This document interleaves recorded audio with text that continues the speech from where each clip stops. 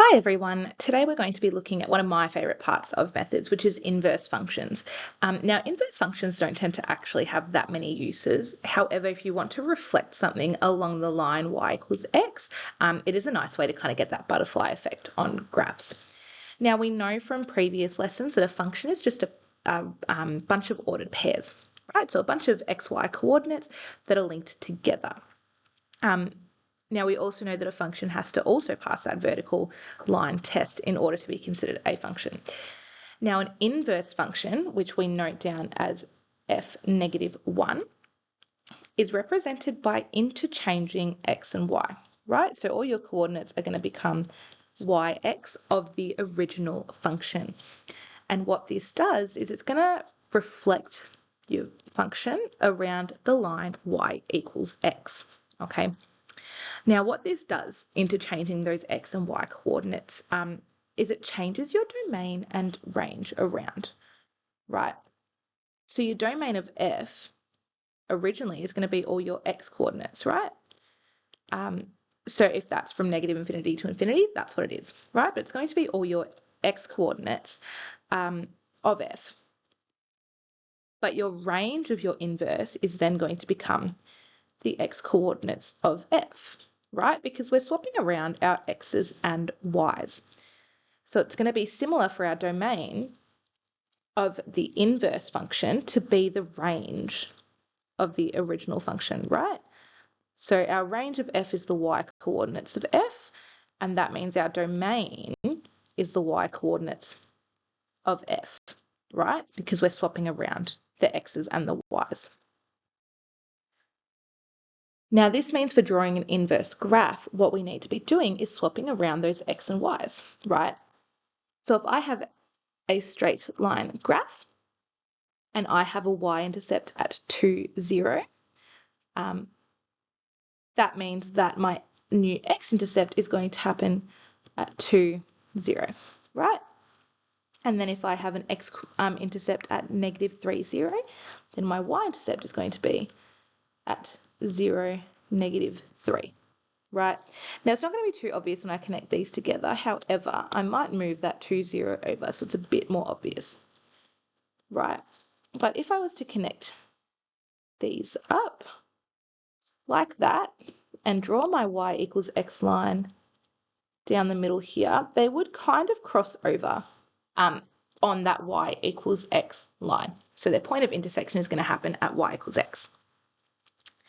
Now, similarly for this graph here, we're going to look at that coordinate 1, 0, and that means that the y-intercept is going to be 0, 1. Now, we don't know the rule of this graph, so we can kind of just make an assumption here that let's say this is a negative square root graph, that this is going to be 4, negative 2. I'm going to make that up. However, you try to get the spacing similar. That means that for our inverse, that's going to be negative 2, 4, which would be up here somewhere, right? And then you would connect this as well. And once again, that kind of reflects around that y equals x line, right? It's reflected in that line. Now, finding the inverse of a function algebraically is actually quite simple. However, there are some key steps that people forget. Firstly, we need to swap our x and y around and then rearrange for y. But when finding the domain and range, we have to start with the original domain and range first. So I'm going to start by finding the original range of this function. Now, our original domain is from negative 3 to 0. So the range of our function is going to go from when x is equal to negative 3 to when x is equal to 0. Now, when x is equal to negative 3 in this case, we get the square root of 0, which is 0, and then minus 2 being negative 2.